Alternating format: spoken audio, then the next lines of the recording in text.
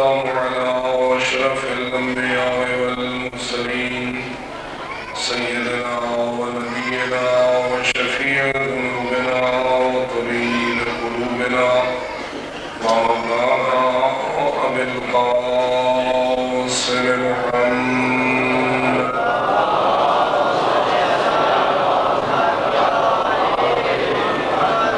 والصلاة والسلام على أهل بيته الطيبين الطاهرين المعصومين الغر الميامين المنتجبين المكرمين الذين قال الله تعالى في شأنهم إنما يريد الله ليذهب عنكم الرجس أهل البيت ويطهركم تطهيرا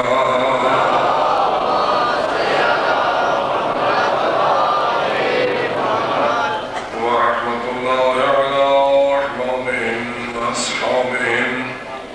وشيعتهم ومواليهم أجمعين ولعنة الله على أعدائهم ملعونين من يوم عداوتهم إلى أبد الآبدين. أما بعد فقد قال الله تبارك وتعالى في كتابه المبين وخطابه المتين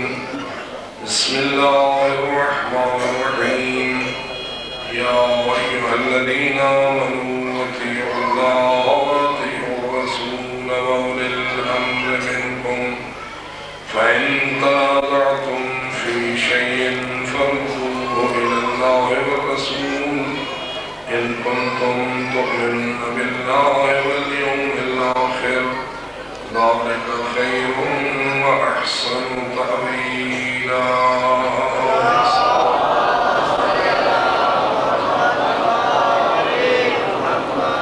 نعرہ تکبیر، نعرہ رسالت، نعرہ حیدری، نعرہ صلوات.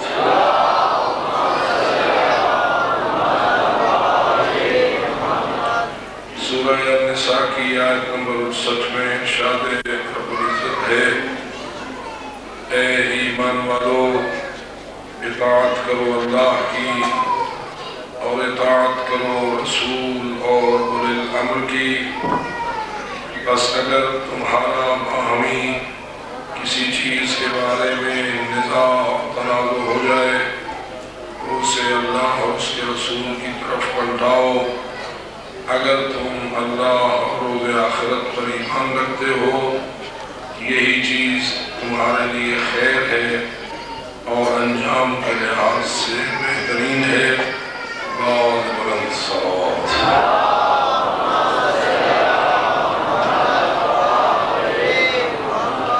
اسلام دین حق ہے. خالق لم یزل ولا یزال نے اپنی مخلوق انسانی کی دنیاوی سعادت اور اخروی سعادت ابدی کے لیے اسے نسخہ نجات اور نسخہ کیمیا بنا کر بھیجا ہے. خالق کریم نے فرمایا ہے جو اسلام کو چھوڑے گا اس سے کبھی اس کی پسند اور اس کے مطلوبہ دین کو قبول نہیں کیا جائے گا اور وہ آخرت میں خسارہ پانے والوں میں سے ہوگا. پھر فرمایا کہ میں نے اس دین کو تمہارے لیے کامل کر دیا ہے، اس نعمت کو تمہارے لیے تمام کر دیا ہے اور اسے میں نے اپنا پسندیدہ دین قرار دے دیا ہے. پھر تیسری آیت میں فرمایا کہ کچھ عرب اعراب یہ کہتے ہیں کہ ہم ایمان لائے. اے رسول ان کو کہو کہ تم یوں نہ کہو کہ ہم ایمان لائے بلکہ یوں کہو کہ ہم اسلام لائے. جب تک کہ ایمان تمہارے دلوں میں داخل نہ ہوگا اس وقت تک تم اپنے آپ کو مومن کہنے کے حقدار نہیں ہو، مسلم کہنے کے حقدار ہو. یہ تو کہہ سکتے ہو کہ ہم اسلام لائے، یہ کہنے کا حق نہیں رکھتے ہو کہ ہم ایمان لائے۔ معلوم ہوا جو اسلام کو زبان سے قبول کر لے وہ مسلمان ہوتا ہے، اور جو دل کی گہرائی سے اسلام کو قبول کرے وہ مومن ہوتا ہے۔ اور کون دل کی گہرائی سے قبول کرتا ہے،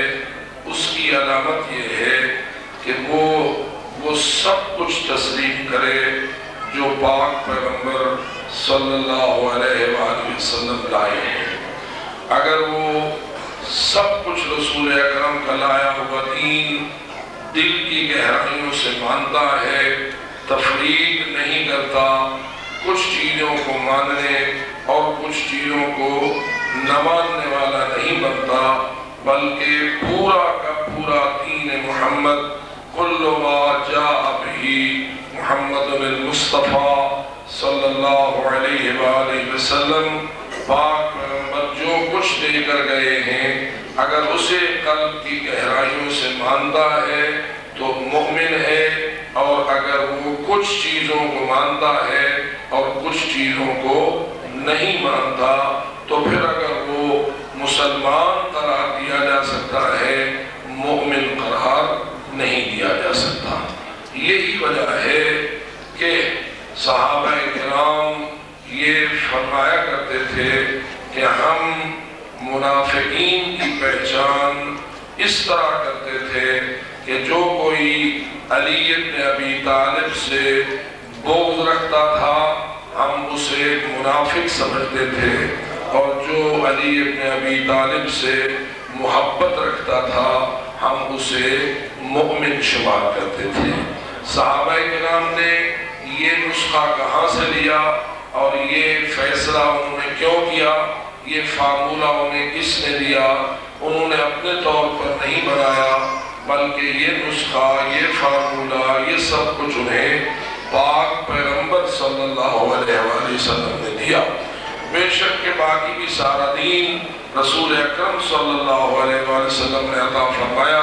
لیکن ساتھ ساتھ یہ بات بھی کہی کہ جو میری اہل البیت سے محبت رکھے گا اس کو نجات ملے گی، اور وہ مومن ہوگا۔ جو اہل البیت سے محبت نہیں رکھ سکتا، ان کا دشمن بنتا ہے، تو پھر کبھی بھی باقی باتوں پر ایمان لانا اسے مومن بنانے کا باعث نہیں بن سکتا ہے۔ ہمارے ہاں اگر یہ بات کہی جاتی ہے کہ مومن وہ ہوتا ہے جو ان 5 باتوں پر ایمان رکھے، اللہ کی توحید پر بھی ایمان رکھے، اللہ کی عدالت پر بھی ایمان رکھے، انبیاء و رسول کی نبوت و رسالت اور بالخصوص حضرت جناب محمد مصطفیٰ صلی اللہ علیہ وآلہ وسلم کی نبوت و رسالت اور ختم الانبیاء ہونے پر ایمان رکھے، اور اس کے ساتھ ساتھ ائمہ ہدی علیہ السلام کی امامت اور ان کے اولو الامر ہونے پر ایمان رکھے، اور آخر میں روز آخرت اور قیامت پر ایمان رکھے، وہ بندہ مومن ہوتا ہے جو ان 5 اصول کو دل کی گہرائیوں سے مانتا ہو۔ اس کی وجہ یہ نہیں ہے کہ ہم نے کوئی اب خود یہ بات گھڑ لی ہوئی ہے، اس لیے ہم یہ کہتے ہیں کہ یہ سارے اصول اور یہ ساری تعلیمات حضرت جناب محمد مصطفیٰ صلی اللہ علیہ وآلہ وسلم نے دی ہیں۔ اس لیے جب تک انسان ان تعلیمات کو دل کی گہرائیوں سے تسلیم نہ کرے گا اس وقت تک ایمان اس کے دل میں داخل نہیں ہوا، اور جس کے دل میں ایمان داخل نہیں ہوا قرآن کہتا ہے کہ وہ اسلمنا تو کہہ سکتا ہے، آمنا نہیں کہہ سکتا ہے۔ اور اگر اسی سائے میں آپ دیکھیں کہ کیا وجہ تھی کہ حضرت امیر المومنین علی بن ابی طالب علیہ السلام جنگ خندق میں جب عمرو بن عبد ود کے مقابلے میں جا رہے تھے، جب رسول اکرم نے پہلے فرمایا تھا من لہذا الکلب، کون ہے جو اس کتے کا منہ بند کرے، اور کوئی نہ اٹھا، علی بار بار اٹھے، رسول اکرم نے بالآخر انہیں اذن دیا اور تشریف لے گئے۔ تو جب علی جا رہے تھے تو رسول اکرم نے فرمایا برزل ایمان کلہ الی الکفر کلہ، جا رہا ہے ایمان کل کفر کل کے مقابلے میں۔ تو علی کو رسول اکرم صلی اللہ علیہ وآلہ وسلم نے کیوں ایمان کل کہا تھا؟ یہ علی کے بدن کو ایمان کل نہیں کہا تھا، یہ علی کے جسم کو ایمان کل نہیں کہا تھا، بلکہ اس لیے ایمان کل کہا تھا کہ جب تک کسی کے دل میں ایمان نہ ہو اس وقت تک وہ مومن نہیں ہوتا۔ یعنی جس کے دل میں ایمان کل نہ ہو، علی نہ ہو جس کے دل میں، وہ مومن نہیں بن سکتا۔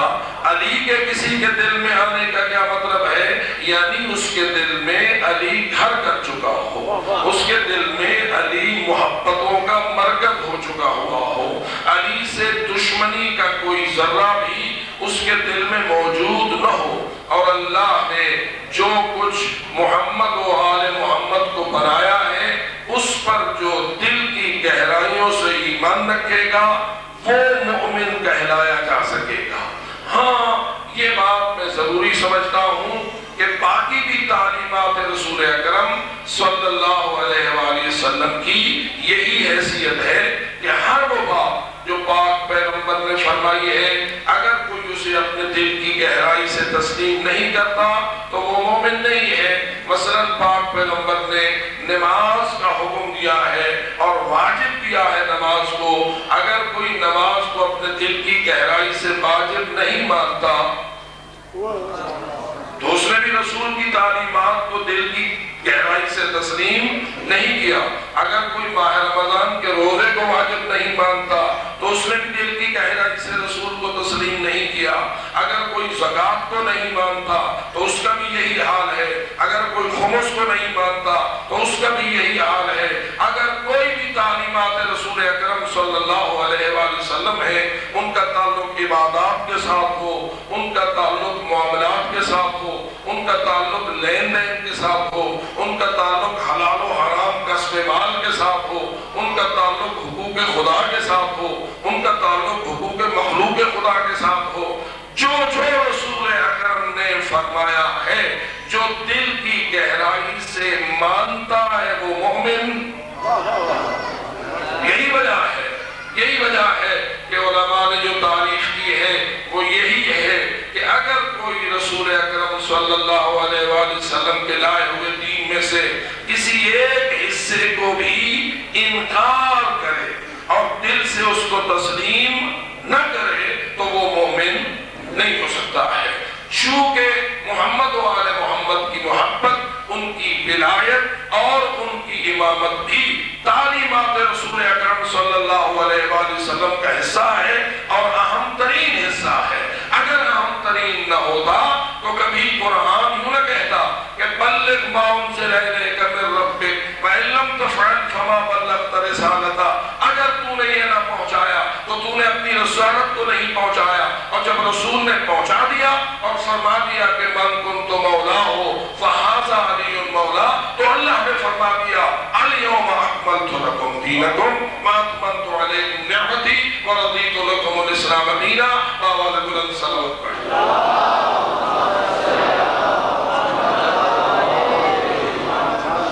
یؤمنون ببعض ویکفرون ببعض، کچھ حصوں کو مان لینا اور کچھ حصوں کو نہ ماننا یہ کبھی بھی دین میں جائز نہیں ہے۔ ایمان کا تقاضا یہ ہے کہ انسان جھکے، اور ایمان کو کمال تب ہوتا ہے کہ جب تسلیم کے بعد انسان عمل کے میدان میں قدم رکھتا ہے۔ اگر عمل کرتا ہے تو جتنا عمل میں مضبوط ہوتا جاتا ہے اتنا اس کا ایمان بھی ترقی کرتا جاتا ہے، ایمان بھی مستحکم ہوتا جاتا ہے، ایمان کا درجہ بھی بلند ہوتا جاتا ہے۔ قلب کی گہرائی سے مان لینے سے ایمان کا آغاز ہوتا ہے، اور پھر جتنا انسان اس ماننے کے مطابق زندگی کو ڈھالتا جاتا ہے اور عمل کرتا جاتا ہے اور اطاعت کرتا جاتا ہے اتنا ہی اس کا ایمان ترقی اور